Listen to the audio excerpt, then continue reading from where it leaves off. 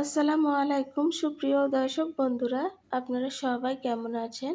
আশা করছি আল্লাহ তাআলার অশেষ রহমতে আপনারা অনেক অনেক ভালো আছেন।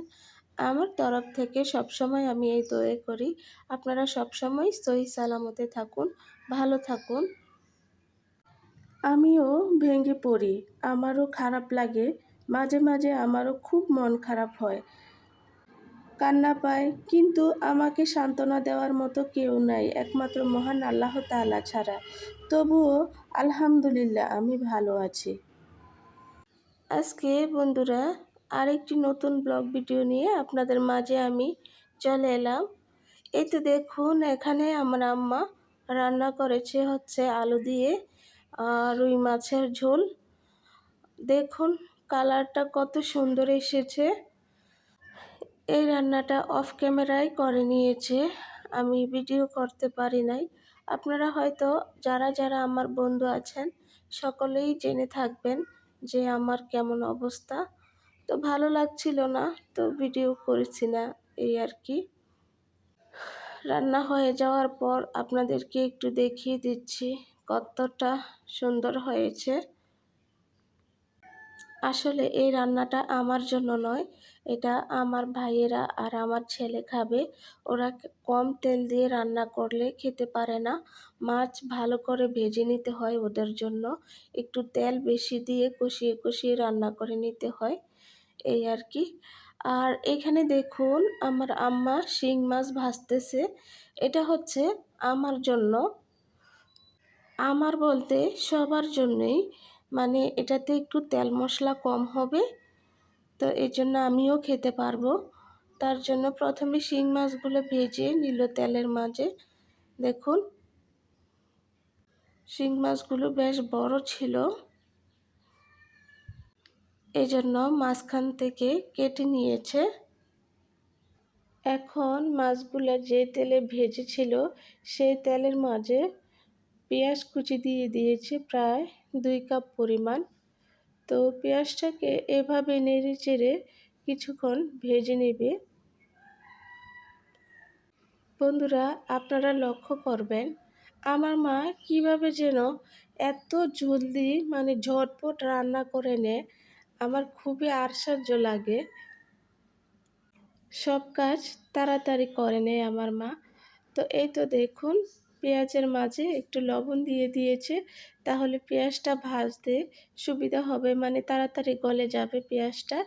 এজন্য আগে লবণ দিয়ে দেয় আমার মা সব সময় পেঁয়াজ ভাজার সময়। পেঁয়াজটা লাল করে ভাজা হয়ে গেছে, এখন অন্য মশলা অ্যাড করে দেবে। দিয়ে দিল এখন রসুন বাটা, তারপর এখন দিবে আদা বাটা, দিয়ে ভালো করে আবার এটাকে কিছুক্ষণ ভেজে নেবে। আমি হলে তো একটু পানি দিয়ে দিতাম, ভাবতাম নিচ থেকে পুরা লেগে যাবে, কিন্তু আমার মা এটা করে না। আদা রসুনটা দিয়ে প্রথমে পেঁয়াজের সাথে এটাকেও কয়েক মিনিট ভেজে নেয় নেড়ে চেড়ে। দেখুন ভাজা শেষ হয়ে গেছে, এখন পরিমাণ মতো ঝোল অ্যাড করে দিয়েছে, দিয়ে আবার একটু ভালো করে নেড়ে চেড়ে দিল। আর বন্ধুরা এখন দিয়ে দিবে হচ্ছে হলুদের গুঁড়া, পরিমাণ মতন দিয়ে দিল। তারপর দিয়ে দিবে পরিমাণ মতন মরিচের গুঁড়া।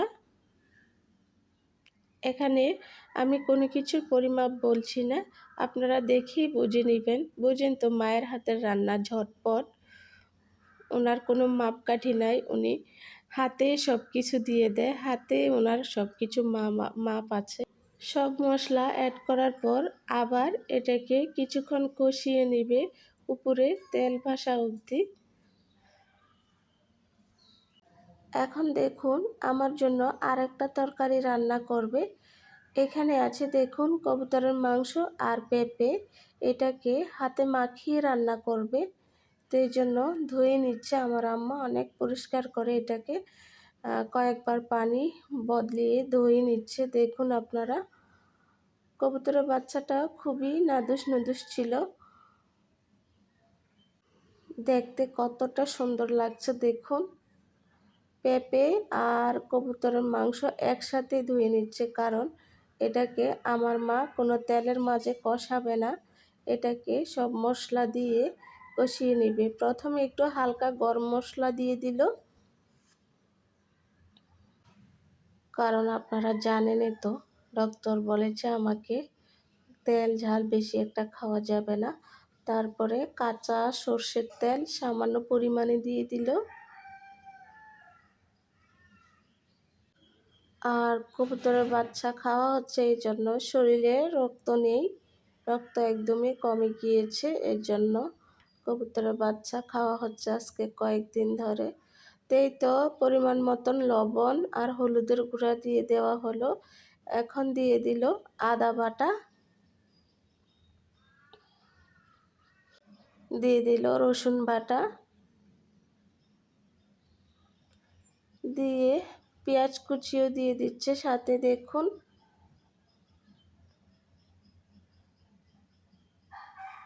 এখন হাত দিয়ে ভালো করে এটাকে মাখিয়ে নিবে আমার মা, ভালো করে কষলিয়ে কষলিয়ে মাখিয়ে নিচ্ছে। এই রান্নাটাও কিন্তু খুবই মজা হয়, কম মশলা তেল হলেও কিন্তু খুবই মজা হয়। বন্ধুরা, আপনারা কিন্তু লক্ষ্য করেছেন এখানে কিন্তু কোনো মরিচের গুঁড়া দেওয়া হয় নাই। ওইটা চুলায় বসিয়ে দিল, আর এখন এদিক দিয়ে মাছের যেই ঝোলটা আগে বানিয়েছিল, এই ঝোলের মাঝে ভাজা শিং মাছগুলো দিয়ে দিল, দিয়ে এখন ভালো করে একটু নেড়েচেড়ে দিবে। ঝোলটা কমা অবধি চুলার আঁচটা একদম বাড়িয়ে রাখবে। ভিডিওর শেষের দিকে ছোট্ট একটি রিকোয়েস্ট রইল আপনাদের কাছে, যে যেখান থেকে দেশ কিংবা বিদেশে, কাছে কিংবা দূরে থেকে আমার এই ভিডিওটি দেখে থাকবেন, প্লিজ সম্পূর্ণ ভিডিওটি কন্টিনিউ করবেন। আপনাদের ভালোবাসা পাবো বলেই এত কষ্ট করে অসুস্থতার মাঝেও ভিডিও বানিয়ে যাচ্ছি। লাইক শেয়ার কমেন্ট করতে কিন্তু ভুলবেন না বন্ধুরা। আপনাদের একটি লাইকে কিন্তু আমার ভিডিওটা অন্যজনের কাছে পৌঁছে দিতে সাহায্য করবে। তো এই তো গল্প করতে করতে আমার আম্মার রান্নাবান্না হয়ে গেছে। শিং মাছটা তো দেখালাম কতটা সুন্দর হয়েছে।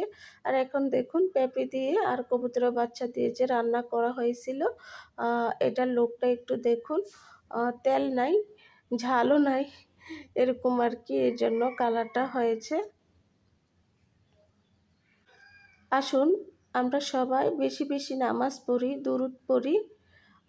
আজকের মতো এখানেই বিদায় নিচ্ছি। সবাই ভালো থাকবেন, সুস্থ থাকবেন। আল্লাহ হাফেজ।